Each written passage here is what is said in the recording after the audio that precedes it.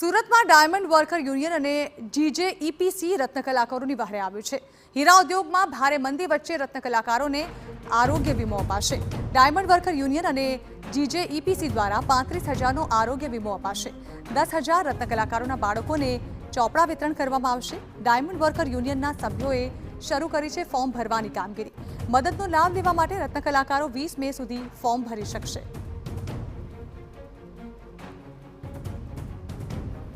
મહત્વનું છે કે છેલ્લા ઘણા સમયથી હીરા ઉદ્યોગમાં ભારે મંદીનો માહોલ ચાલી રહ્યો છે અને જેના કારણે અનેક રત્ન કલાકારોએ આત્મહત્યા કરીને જીવન ટૂંકાવ્યું છે। જેના ધ્યાનમાં રાખીને ડાયમંડ વર્કર યુનિયન અને જીજેઈપીસીએ સરાહનીય કામ હાથ ધર્યું છે। રત્ન કલાકારોને 35,000નો આરોગ્ય વીમો અને તેમના બાળકોને ચોપડાનું વિતરણ કરવામાં આવશે।